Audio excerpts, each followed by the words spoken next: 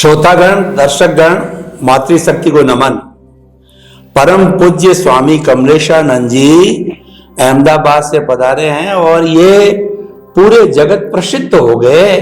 देश में विदेश में घूम घूम करके आप सनातन सत्य, अध्यात्म विज्ञान, मुक्ति का मार्ग बताते हैं। आपके भीतर एक बड़ी तड़फ है कि मेरा ये विज्ञान है, हर व्यक्ति तक पहुंचे तो ये सर्व समस्या का समाधान देने वाला विज्ञान इनके पास सनातन सत्य है।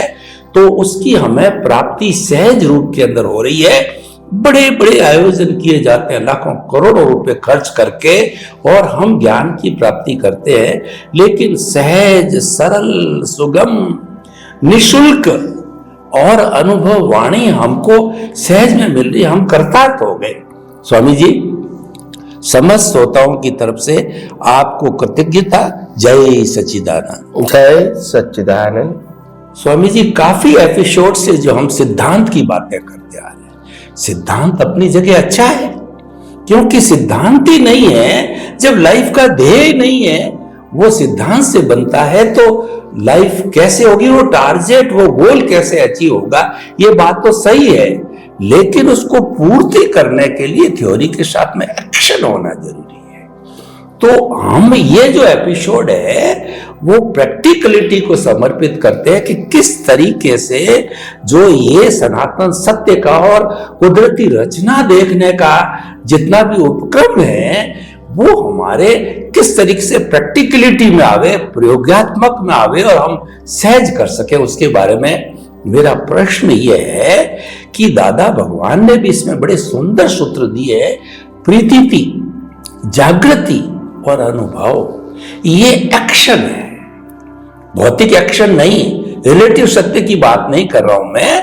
अगर जो हमें सनातन सत्य को भी प्राप्त करना है तो इनके सहारे, ये दोनों पे लागू होता है, तो इनके सहारे हम प्रैक्टिकलिटी करते करते, एक्शन करते करते अपने गंतव्य तक पहुंच सकते हैं। तो ये तीनों चीजें क्या है और इनको किस तरीके से हम एक्शन करके, प्रैक्टिकल करके और हमारे जीवन के अंदर लागू कर सके, कृपया इसको खोल करके सनातन सत्य और आध्यात्म विज्ञान की दृष्टि से बताइए। जय सच्चिदानंद। ज्ञानी पुरुष दादा भगवान जो ज्ञान विधि करवाते थे और उस समय लोगों को बताते थे कि मैंने आज आपको बीज ज्ञान दे दिया, यानी आत्मा का जो लक्ष्य है उनको बिठा दिया प्रतीति के रूप में। मैं शुद्ध आत्मा हूं, इसका लक्ष्य आपको ज्ञान विधि में बिठा दिया, ताकि बैठने के बाद प्रतीति निरंतर रहेगी। लक्ष्य रख के अनुभव आपको करना पड़ेगा। अवस्था में प्रतीति का लक्ष्य रख के अनुभव करना पड़ेगा। तो अनुभव, लक्ष्य और प्रतीति, ये क्या है, उनके पीछे साइंस क्या है? तो सिंपल बात है कि आत्मा का लक्ष्य, आत्मा की प्रतीति और आत्मा की अनुभूति, यह हमारा अंतिम गोल। आज ज्ञानी पुरुष के माध्यम से हमको ये समझ में आया कि मैं चेतन, अविनाशी और अनंत शक्ति वाला ऐसा शुद्ध आत्मा हूं। ये ज्ञान की दृष्टि मिली। क्या मिली? ज्ञान की दृष्टि मिली। अभी अनुभव करना और अनुभव की प्रक्रिया करना, प्रयोग करना तो बाकी है। तो प्रयोग के लिए हमारे शास्त्रों में दो प्रकार बताए। या तो आप ज्ञान दर्शन से प्रयोग करो और प्रयोग करके सिद्ध करो कि मैं ये हूं और ये नहीं हूं, ज्ञान दर्शन से। मगर अगर आपके पास इतनी सूक्ष्मता नहीं है और आप इतना सूक्ष्मता से जागृति में रख के प्रकृति और परमात्मा को अलग नहीं कर पाते हैं, तो फिर ज्ञानी पुरुष कहते हैं कि दूसरा रास्ता ये है कि आप कुछ साधन का प्रयोग करें। जैसे कोई आरती करता है, कोई पूजा पाठ करता है, कोई माला गिनता है, कोई व्रत जप तप करता है, कोई भगवान की भक्ति करता है, कोई गुरु को सुनता है, कोई किताबें पढ़ता है। ऐसे बहुत सारे हमारे धर्मों के मार्ग में आगे बढ़ने के रास्ते बताए गए हैं। सत साधन। हाँ, सत साधन। तो ये साधन क्या आध्यात्म विज्ञान की प्रगति के लिए, सनातन सत्य की अनुभूति के लिए या आत्मा की अनुभूति के लिए, क्या ये साधन हमको आगे ले जाने में सहायक हो सकते हैं? ये बड़ा प्रश्न है। तो आध्यात्म विज्ञान ये कहता है कि प्रकृति जो कर रही है इसको जहां तक आप पुरुषार्थ मानोगे वो ही तो अज्ञान है। मगर हां, अज्ञान से भी आपको जो पुण्य का फल मिलता है तो आपको अनुकूलता और सुविधा रिजल्ट के रूप में मिलेगी। मगर इसके साथ आपको पैरेलल ये भी भाव करना है कि हे परमात्मा, अगर मेरे पुण्य से जो कुछ भी कर्म बने वो कर्म फल का जो एंगल है वो ऐसा होना चाहिए कि वो मेरे को फल में जो अवस्थाएं मिले, माता पिता भाई बहन घर परिवार धर्म प्रकृति और सब रिलेशन मिले, सत्ता संपत्ति संबंध साधन ये सब कुछ मिले, मगर मेरा पर्पस ये है ये सब मोक्ष मार्ग के लिए लायक और सहायक के रूप में काम करें, संसार के लिए लायक और सहायक के रूप में काम नहीं करें। तो ये एंगल आपको बदलना पड़ेगा।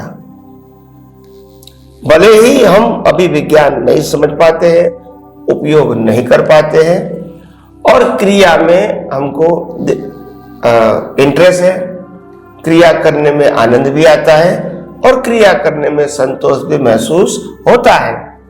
तो फिर हम क्रिया करते करते आगे बढ़े तो क्या ये गलत है? नहीं, गलत नहीं है। मगर आपको क्रिया करते समय एंगल जो है, भाव, इंटेंशन, उसको समझना पड़ेगा।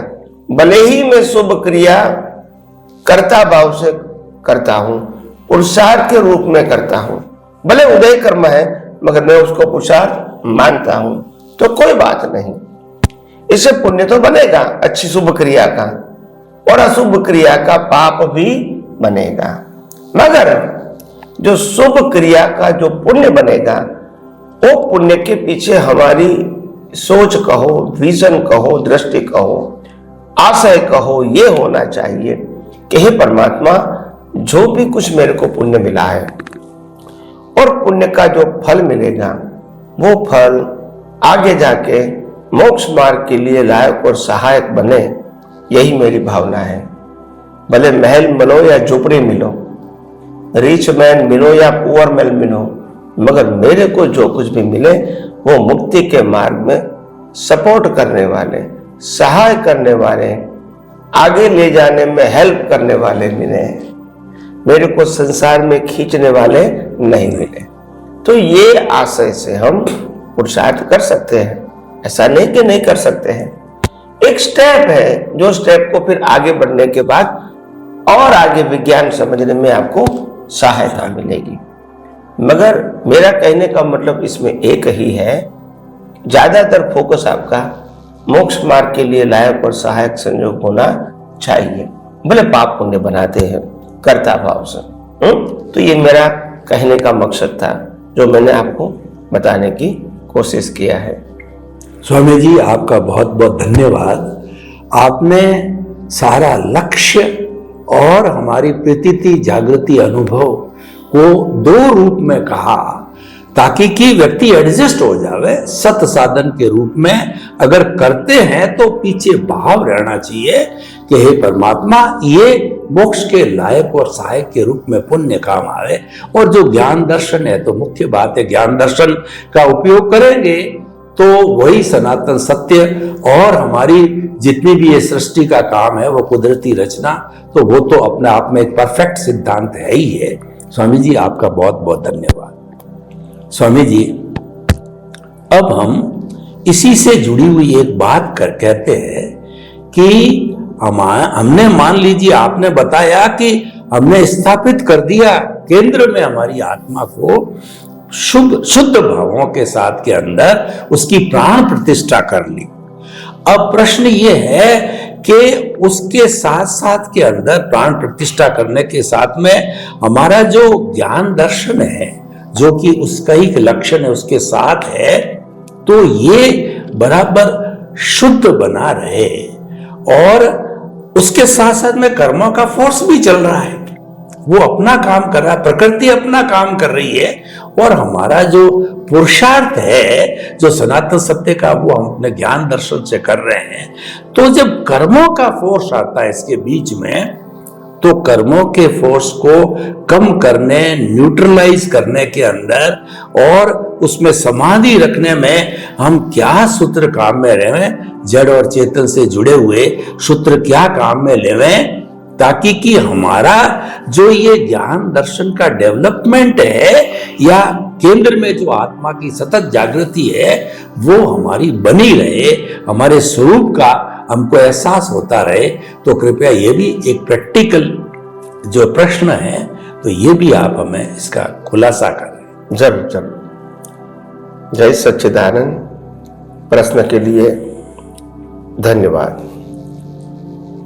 बात सही है कि जीवन के अंदर हमको विज्ञान को समझना है, उपयोग करना है, अनुभव करना है और जीवन में मन वचन काया से जो कर्मों का फोर्स आता है वो फोर्स के अंदर हम ये विज्ञान के साथ रहे वो डिफिकल्ट हो जाता है, इतना आसान नहीं होता है। तो हम इसके बारे में ये आध्यात्म विज्ञान के सहयोग से कौन सा ऐसा रास्ता निकालेंगे जो रास्ता हमारे लिए सरल, सहज और सुगम होना चाहिए। बात सही है कि ऐसा तो जीवन में होगा। हर व्यक्तियों को अपने कर्मों के भुगतान के रूप में या फल स्वरूप, जैसे श्री राम, श्री कृष्ण और श्री महावीर का भी जीवन बहुत सारी दिक्कतों में से ही पास हुआ था, फिर भी वो ज्ञान में रहे और आगे बढ़े। इसीलिए आगे जिस प्रकार से वो भी बढ़े, इतनी सारे संघर्ष में जीवन के बावजूद भी, तो हम क्यों आगे नहीं बढ़ सकते हैं? हमारे जीवन में तो इतनी कठिनाइयां है ही नहीं, और वो तो स्टेटस वाले भी थे, हमारे पास इतना बड़ा स्टेटस भी नहीं है इन सोसाइटी। तो फिर हमको आगे बढ़ने में ये विज्ञान किस तरह हमको सरल, सहज और सुगम रास्ता बताता है। तो सिंपल बात यह है कि आध्यात्म के मार्ग में अगर आपको यही प्रैक्टिकल लाइफ के साथ आगे बढ़ना है तो बढ़ सकते हैं, ये कोई डिफिकल्ट नहीं है। मगर इसमें एक बात ध्यान रखना पड़ेगा कि मन वचन काया की परिस्थितियां कितनी भी बड़ी क्यों न हो, सुख और दुख जो माना हुआ है, जो कर्म फल स्वरूप है, वो कितना भी बड़ा सुख या दुख हो सकता है। मगर एक बात ध्यान में रखना है कि हर चीज का सेंटर पॉइंट, इंसान के अंदर दो प्रकार का विजन होता है। एक में सेंटर में शरीर है और दूसरे में सेंटर में आत्मा है। दोनों है, दोनों में से एक नहीं है ऐसा नहीं है, दोनों है। मगर दोनों है होने के बावजूद भी आपके ज्ञान दर्शन के मुताबिक वास्तव में आप कौन हो और आप कौन नहीं हो, इतना तो पहले समझना पड़ेगा। भले दो चीज है पर दोनों में से आप कौन है और आप कौन नहीं है वो तो समझना पड़ेगा ना। दोनों चीज को मानते तो है कि दोनों का अस्तित्व है,